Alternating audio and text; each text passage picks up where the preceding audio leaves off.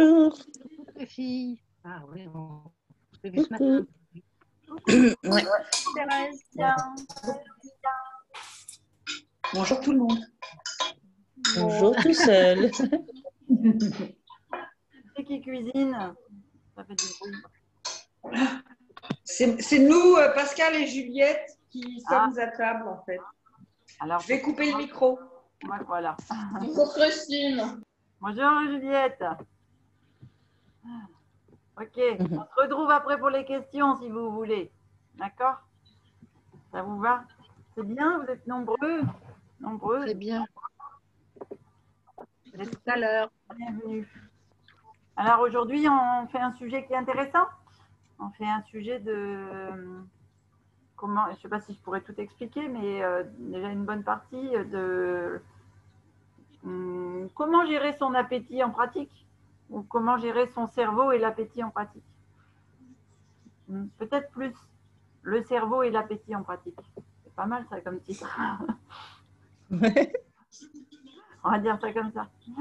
Alors, aujourd'hui, on va passer en revue. En fait, j'aimerais bien passer en revue les conséquences pratiques du fonctionnement du cerveau que je vous ai présenté donc lundi et mardi. On est mercredi, hein, c'est ça, ouais. Ouais. Voilà. Donc, une précision importante. Il s'agit encore une fois d'ajouter, un peu comme toutes les semaines en fait, hein, une nouvelle brique à votre maison, à votre édifice. Il y en a plein, évidemment. Il y a aussi beaucoup de sujets sur lesquels je passe assez rapidement. Mais parce qu'en fait, ce que je voudrais, c'est pouvoir les aborder en profondeur ou de manière peut-être plus spécifique un peu plus tard.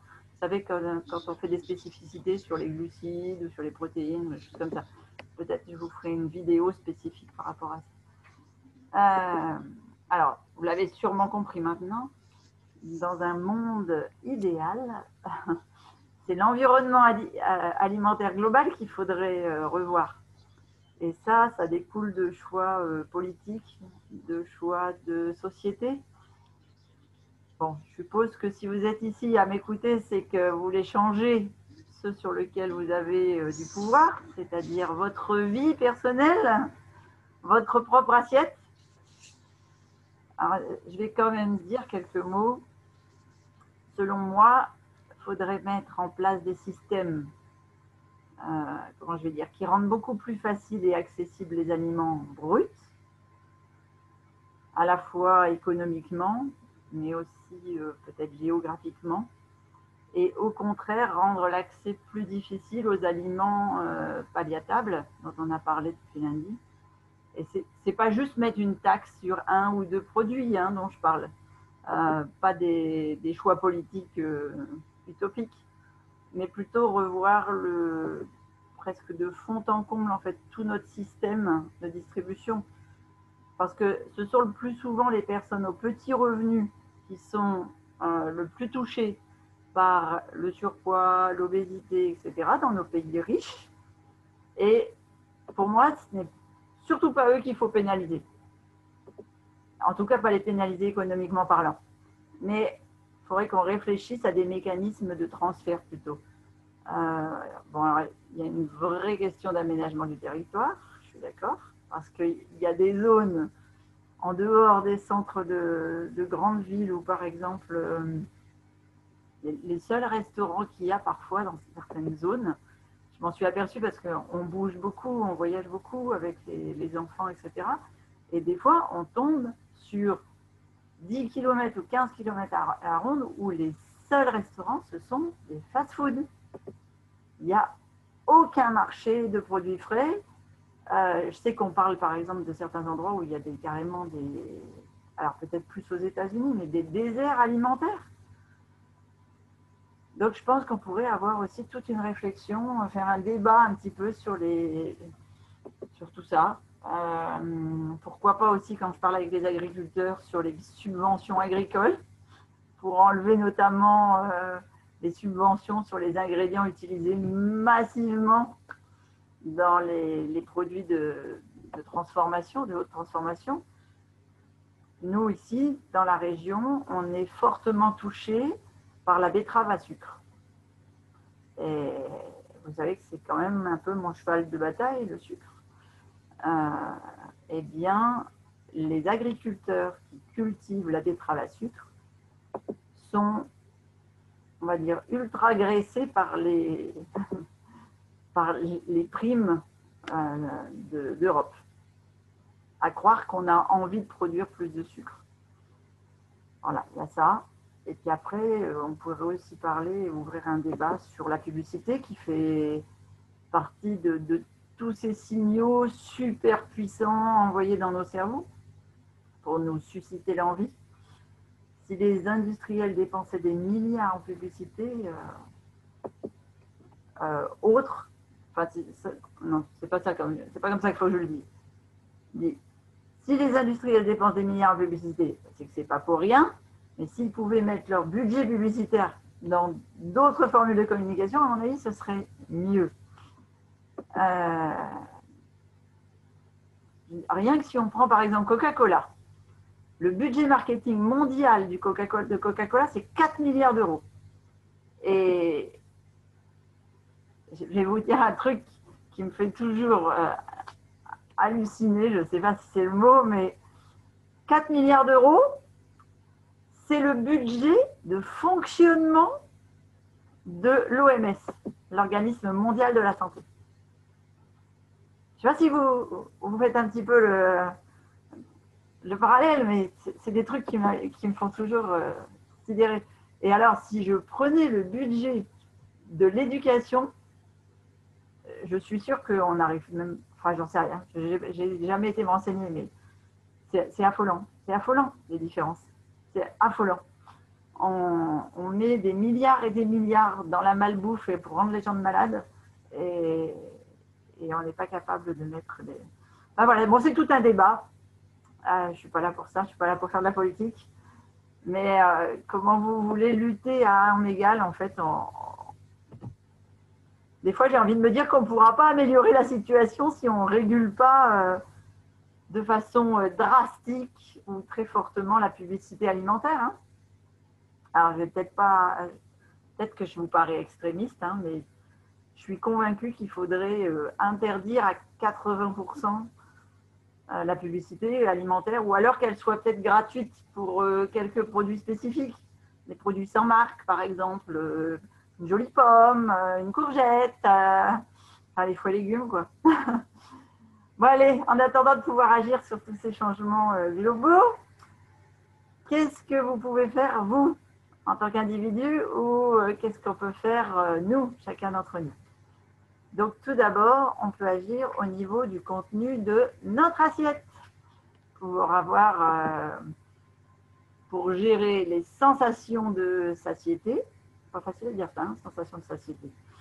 Mais pour aussi gérer peut-être notre niveau de faim, que ce ne soit pas déréglé par les stimuli extérieurs, pour gérer au mieux notre appétit. Donc, on va privilégier, vous l'avez compris, je pense, les aliments qui possèdent déjà toutes les caractéristiques que notre cerveau et notre système digestif considèrent comme très rassasiants. Ça peut être une belle chose déjà pour préparer nos assiettes. Donc, à savoir une bonne dose de protéines, une densité faible, c'est-à-dire un volume important pour très peu de calories, ce qui est surtout le cas donc des aliments riches en eau, comme les fruits et les légumes frais. Un apport très important en fibres, parce que ça fait augmenter le volume du bol alimentaire. Et puis, il y a faire attention à la variété des saveurs et qu'elles soient assez limitées au cours d'un même repas. Parce qu'on a vu que plus les saveurs étaient variées, plus c'était difficile en fait. Donc surtout, éviter de varier sucré, salé, gras, pas de varier, mais d'additionner dans la même assiette sucré, salé et gras. Et puis alors, si en plus vous faites sucre, sel, gras, umami, là, vous avez jackpot, parce que là, c'est sûr que vous allez surmanger par rapport à votre faim, par rapport à vos besoins. Donc, au final, de quoi on parle? Eh bien, on parle d'une alimentation de produits bruts, non transformés, des fruits, des légumes, des légumineuses, des noix, de la viande, des œufs, du poisson. Voilà. Si on reste sur ces basiques-là, donc une alimentation qui reste basique, hein, on peut le dire, et avec une palatabilité assez limitée, bien sûr, vous pouvez absolument cuisiner des plats plus complexes occasionnellement. Mais quand on est dans le cadre d'une perte de poids, je pense qu'il faut rester basique. Surtout, oui, si vous avez du poids à perdre. C'est absolument fondamental parce que, je vais vous dire, c'est la clé pour être sûr d'être en léger déficit calorique sans pour autant être tiraillé par la faim. C'est-à-dire que si on est en déficit calorique et qu'on n'a pas faim, eh bien forcément, notre corps va aller puiser dans les graisses de réserve. Rappelez-vous de l'exemple que j'ai donné hier dans la vidéo d'hier sur les personnes de l'hôpital de New York qui étaient en obésité et qui se nourrissaient uniquement de repas liquides un peu sans goût. Ben, c'était sans saveur et c'est ça qui avait naturellement baissé leur apport. Alors le but ici, c'est vraiment pas de tomber dans l'extrême, hein, dans cet extrême-là en tout cas, mais il faut absolument avoir quelques plats simples et basiques au quotidien ou à conseiller aux personnes qui sont en perte de poids.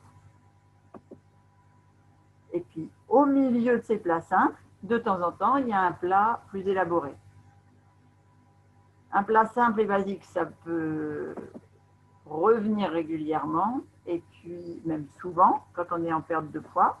Parce qu'on l'a vu, la satiété, en fait, elle reste bien plus sous contrôle dans ces conditions-là qu'avec des aliments hyper palatables. Après, une fois qu'on a passé la perte de poids et qu'on maîtrise son assiette, on peut à nouveau cuisiner de manière un petit peu plus complexe. Mais là, surtout, dans les périodes de phase de perte de poids, ou les périodes de plateau hein, d'ailleurs, il faut savoir rester très basique. Donc maintenant, basique, qu'est-ce que ça veut dire?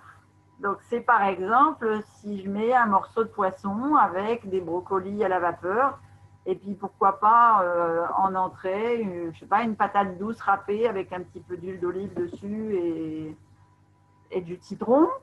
Ou bien, si je veux prendre un exemple plus végétalien, prendre une carotte râpée en entrée, et puis après faire un plat avec du riz complet, des lentilles vertes mélangées à quelques légumes cuits ou crus, mais à la vapeur ou à la poêle, je ne sais pas, une genre de… Si on met des champignons, des poivrons, quelques morceaux de courgettes revus dans un petit peu d'huile d'olive, servis avec du riz complet, des lentilles, c'est un plat hyper rassasiant. D'ailleurs, parenthèse, si vous n'avez pas de matériel pour faire de la cuisson à la vapeur, je vous conseille fortement d'investir en fait dans un cuit vapeur. Alors que ce soit le tout simple comme moi j'ai, c'est un panier rond en osier à 3,50 € que je pose sur ma casserole d'eau, ou dans un cuit vapeur électrique si vous êtes plus appareillage électrique. Et puis, donc dans votre alimentation, il y a ce côté-là qui est important. Et après, ce qu'il faut éliminer, et là je parle bien d'élimination parce que si on transige, vous mettez votre perte de poids à l'échec en fait, eh bien c'est tous les éléments, je veux dire, caractéristiques que l'on veut éviter. Parce que ce sont vraiment les champions de la récompense alimentaire qui renforcent nos comportements de surconsommation. Donc, les aliments qui sont très denses en calories, hyper palatables, qui possèdent certaines saveurs avec certaines teneurs dans des concentrations qui ne se trouvent pas dans la nature, hein, comme par exemple du gras, du salé, du gras, du sucré, voire gras, sucré, salé, voire comme dans les sandwichs fast-food, gras, sucré, salé, umami. Alors, dans les faits, ça correspond à des aliments ultra transformés industriels, même si je pense que le pâtissier du coin peut tout aussi fabriquer des produits hyper palatables. Il y a des pâtisseries qui sont très, très attirantes. Donc, les exemples sont infinis, mais peut-être si je vous parle des plus comment on dit ça, caricaturaux, ça se dit ça, c'est français, et ben ça va être, comme je vous disais à l'instant, les produits de fast-food, les gâteaux, les pâtisseries. Globalement, je suis gentille, je crois, si je dis la moitié, je vais dire les 2/3 des références d'un supermarché. Alors, je vais être exhaustive, mais si on prend par exemple le Nutella, vous êtes d'accord qu'on a un candidat parfait, avec comme ingrédient 50% de sucre, 47% d'huile de palme, une texture savamment étudiée, on a le combo parfait et comme on l'a vu, ce n'est pas une question de volonté consciente, il faut accepter le fonctionnement de notre cerveau pour jouer avec lui en fait. C'est pour ça que c'est indispensable de contrôler au maximum son environnement alimentaire pour pouvoir résister aux tentations. Uniquement, alors, si on cherche à résister aux tentations uniquement par la force mentale, je vous garantis que ça ne fonctionne pas. Donc, il faut augmenter au maximum le coût. Alors, quand je dis le coût, ce n'est pas le coût financier, c'est le coût en temps, le coût en argent aussi, pourquoi pas, et le coût en effort physique pour atteindre ces aliments hypercaloriques. Vous savez, comme quand on est pas la table, comme quand on a des enfants à la maison qui a un paquet de bonbons, mais qu'ils n'y ont plus le droit. Qu'est-ce qu'on fait? S'ils ont 2-3 ans, on le met en haut du placard et on ferme le placard. Ça va leur coûter d'atteindre les bonbons. Eh bien, c'est pareil pour nous. Donc, il faut supprimer les aliments auxquels on est sensible. Ça commence bien évidemment par ne pas avoir un seul de ces produits-là chez soi. Parce que même si vous savez inconsciemment que vous avez dans le placard ce délicieux paquet de cookies au beurre de cacahuète avec des pépites de chocolat, je peux vous garantir que tôt ou tard, il y passera. Ou vous y passerez, comme vous voulez.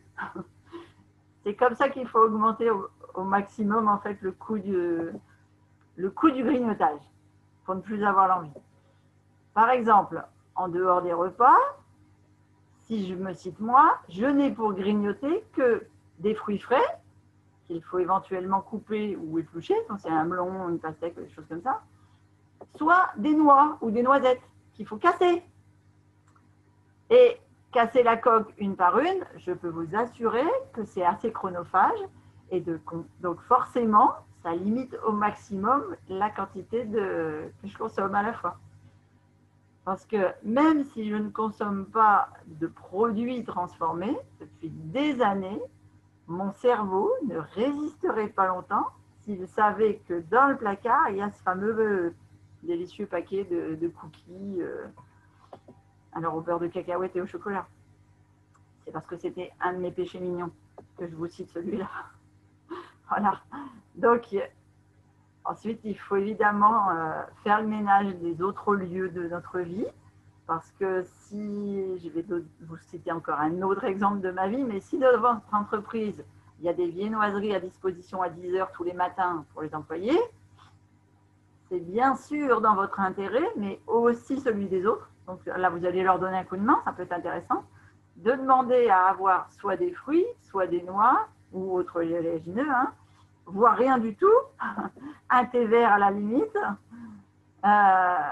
Mais je vous l'ai décrit, hein, le cerveau, il enregistre tous les signaux liés à la consommation de ces aliments-là.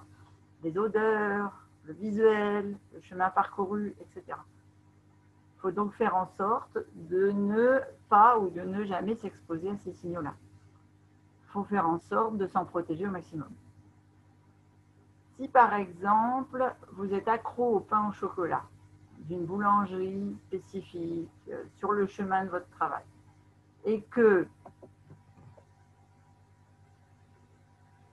systématiquement, en fait, lorsque vous quittez votre boulot, vous craquez parce que vous passez devant cette boulangerie.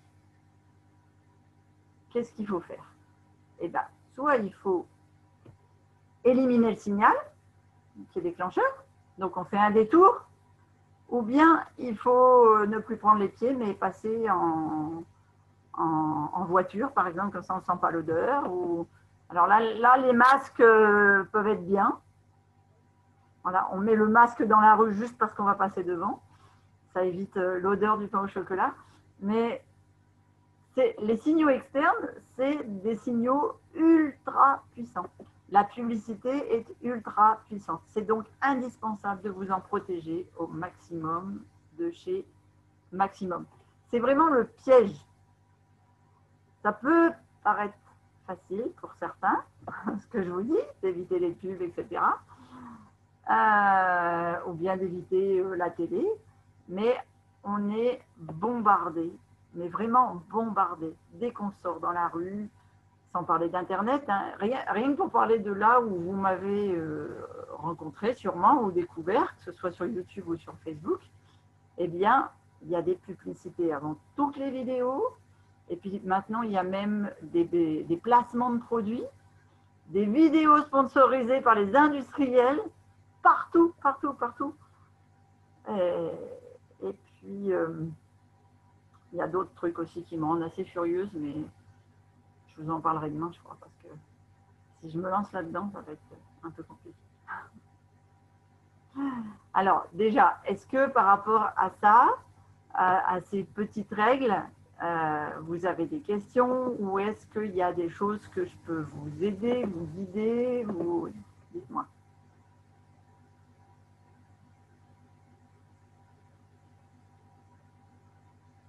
Est-ce que vous étiez aperçu qu'on était sollicité de partout et que quand il y avait quelque chose dans la maison, eh ben, on a beau avoir toute la bonne concentration et toute la bonne volonté du monde, c'est compliqué de ne pas y aller. Tout à fait. Tout à fait, très, très compliqué. Oui, oui, bien sûr. Moi, ce qui m'appelle, c'est pas tellement le chocolat et les gâteaux, mais c'est un bon morceau de pain avec un super fromage coulant, type époisse, chèvre, voilà. Bon. Alors, qu'est-ce que c'est? Tu as reconnu les saveurs qui étaient addictives? Oui, oui, c'est le lait, le sel, le gras.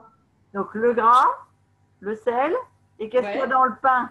Oui, du sucre. Du sucre. Et dans le fromage, avec le lactose, du sucre. Tout à fait. Ah oui, d'accord. Ah, je n'avais pas pensé au sucre à ce point, oui. Et si. Et puis, ce que tu as aussi dans le fromage, notamment dans les poisses dont tu parlais, c'est le côté un peu fumé du fromage bien fait. Donc, tu ajoutes l'umami. Et donc, je l'ai dit, hein, si tu mélanges, c'est hyper attirant. Addictif. Oui. Tout à fait. Comment tu écris ça, umami, umali? Comment tu écris umami? U-M-A-M-I. Umami. Umami. Umami. Ça s'écrit umami. Umami. Et c'est quoi déjà? Tu peux me rappeler? Tu peux me rappeler quelle saveur c'est? Oui, c'est la saveur que tu retrouves dans la viande et qui a ce petit côté un peu fumé que tu retrouves aussi donc dans le fromage. Quand le lait est charcuterie. Dans la charcuterie? Dans la charcuterie, beaucoup. Et puis, alors dans la charcuterie, tu as le gras, le sel, le sucre et l'umami. Donc, rien que la charcuterie à elle-même est très addictive. Carton plein. Voilà, carton plein. Est-ce qu'il y a des choses sur lesquelles on a le droit de craquer quand on a vraiment une pulsion et sur quoi on peut se lâcher un petit peu? Alors, moi, je conseille toujours déjà de ne pas se lâcher, donc d'éviter les signaux, ce que j'expliquais, de ne pas pouvoir avoir de choses à craquer chez soi. Dans le cadre de la perte de poids, hein, on parle bien de la perte de poids, Sylvain. Oui, oui, on parle de perte de poids. D'accord. Donc, après, il faut savoir se faire plaisir autrement. Et donc, se faire plaisir autrement, c'est, par exemple, moi, à la maison, j'ai des kilos de noix, de noisettes, de cacahuètes, de choses qui vont avoir deux saveurs. Donc, le gras et normalement, ce n'est pas le sucre. Normalement, c'est plutôt dans les noix, c'est plutôt le côté pas tellement sel, c'est umami et gras, puisque c'est le côté protéiné qui est intéressant dans les noix. Donc,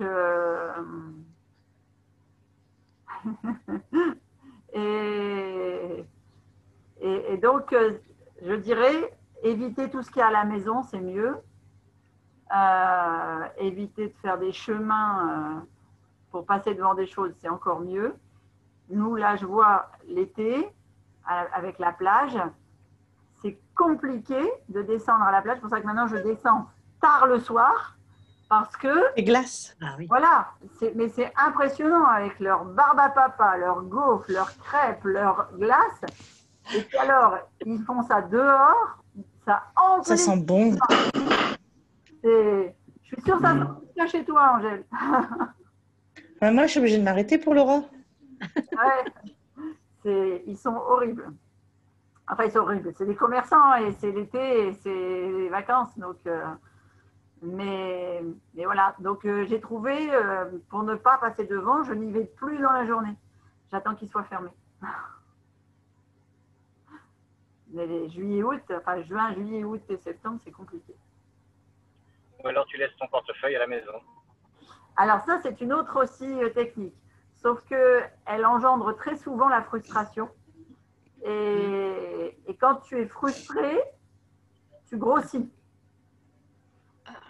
Alors, c'est un peu compliqué.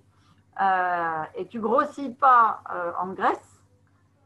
Souvent, tu prends ce qu'on appelle du volume d'eau, c'est-à-dire que la frustration engage un stress qui fait monter le cortisol. On en a parlé sur l'appel hier, et le cortisol nous fait gonfler. Voilà. Mais l'alimentation, c'est assez complexe. Hein, mais quand on est en perte de poids, franchement, je ne connais pas d'autres façons de faire que de supprimer tous ces stimuli autour de nous. Et de faire de se faire plaisir, mais de se faire plaisir presque avec une monodiète, c'est-à-dire aujourd'hui je vais me faire un bon steak avec des haricots verts et puis avant je vais manger une grosse salade. Ce soir je vais me faire un gros plat de lentilles et avec je vais manger tout ce qui est volumineux et fibreux. Donc ça peut être des fruits. Moi je me gave de melons et de pastèques en ce moment. C'est vraiment quand j'étais descendue à Avignon, là, j'aurais bien voulu remonter avec des cajots de pêche. Mais bon, j'ai fait une halte du côté d'Orléans par là, donc je n'ai pas pu faire le plein.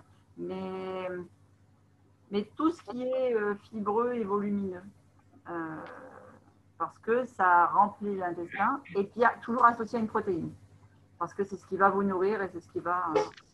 voilà. C'est pour ça que quand je fais des salades qui sont trop légères en protéines, je me fais un smoothie.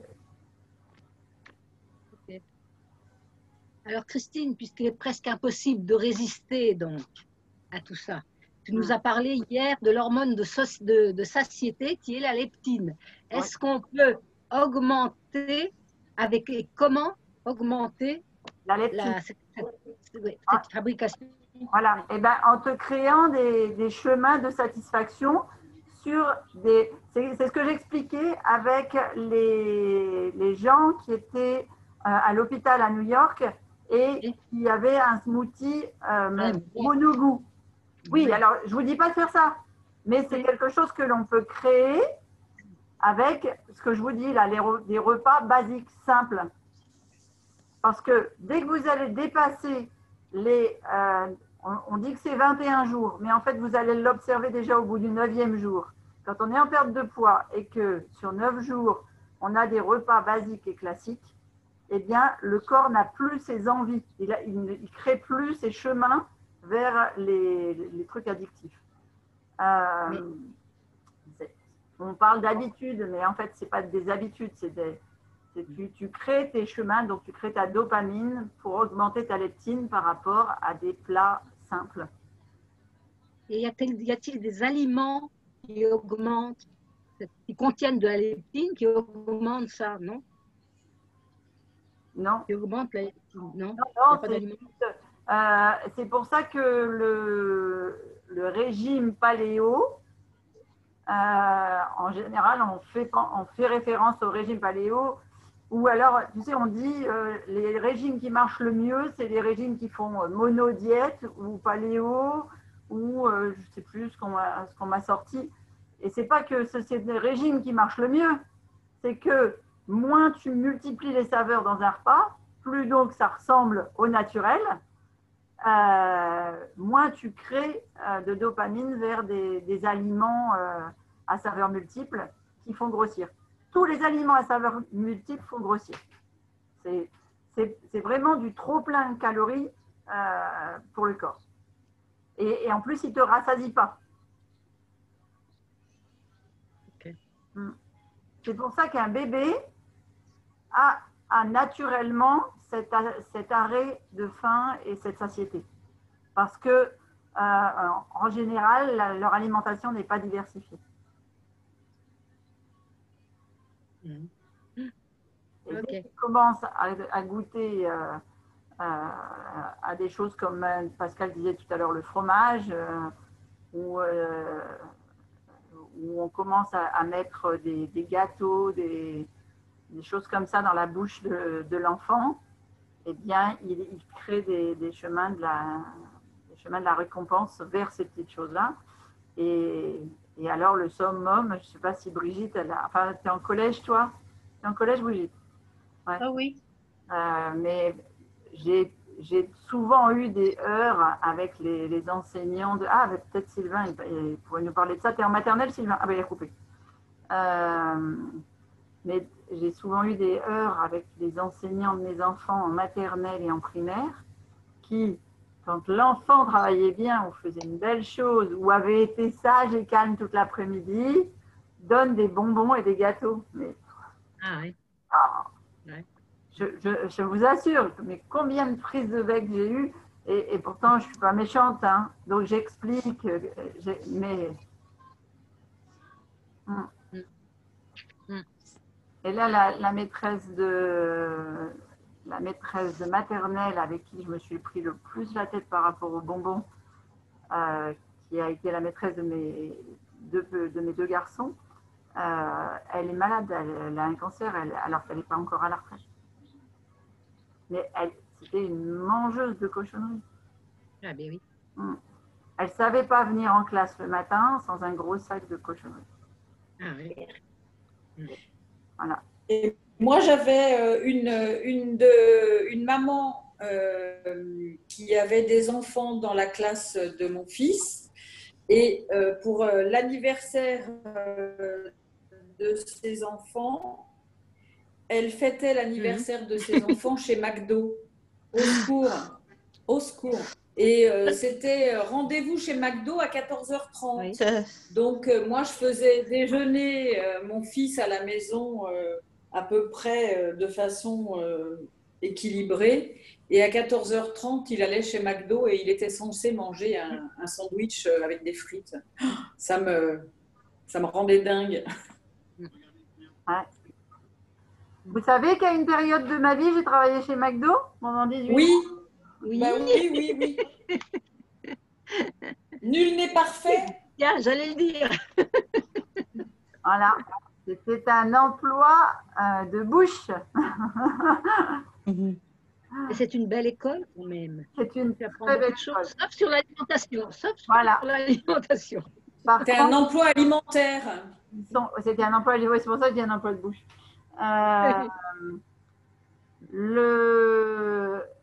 Alors, moi, c'est parce que je passais des niveaux, en fait. Je passais des diplômes et j'étais manager première manager chez McDo. Et donc, en fait, ce qui m'intéressait et ce que j'ai beaucoup appris dans cette expérience, c'est sûr que ce n'est pas de l'alimentation. Hein. C'est uniquement la communication, le marketing et la puissance de gestion de management. J'avais 57 personnes à gérer au niveau du planning, que des petits temps, entre 40 et 80 heures, puisqu'il y avait que les managers qui avaient des temps pleins. Et donc, déjà à cette époque-là, je faisais remplir une fiche à chacun des employés pour savoir leurs préférences, savoir s'ils avaient des enfants, savoir s'ils aimeraient être le mercredi chez eux, savoir qui pouvaient travailler le soir, qui pouvaient travailler. Et je m'étais fait tout un truc là. Asdine, il hallucinait quand je faisais les plannings. Je prenais toute la table de la salle, parce qu'en plus, je faisais les plannings sur 3 semaines, tout le temps. Enfin, je ne supportais pas les gens qui n'avaient pas leur planning sur le mois. Donc, je faisais toujours. J'étalais toutes les fiches et je m'étais mis des repères de couleurs pour les jours. C'était magique, c'était une belle école, c'était une très très belle école. Mais je crois qu'il y en a très peu qui font ça quand même. Hein. Ouais, généralement, on ne te demande pas ton avis, on te demande de travailler à telle heure et puis c'est tout. On ne demande pas, on s'en moque de ta vie. Oui, tout à fait, oui. Abigail était allée voir pour faire McDo et si quand même, normalement c'est dans la politique McDonald's de mettre les étudiants plutôt le soir ou le week-end, tu vois, d'avoir quelques demandes par rapport parce qu'ils ne travaillent que quelques heures par jour. Hein. Alors c'est pareil, chez McDo, tu ne peux pas faire venir un employé pour moins de 2h30. Ah oui. J'appelle un shift. Moi, je m'arrangeais pour que si j'avais un étudiant uniquement 6 heures par semaine, eh ben, il fasse ces 6 heures d'un coup, qu'il n'ait pas à revenir sur le reste de la semaine. Mais c'était un beau jeu, c'était sympa. Voilà. Bon, écoutez. Demain. Merci Christine. Merci Christine. De rien Magali. Bon après-midi. Merci. Merci. Et à bientôt. À demain. À demain pour la Merci bien. À demain.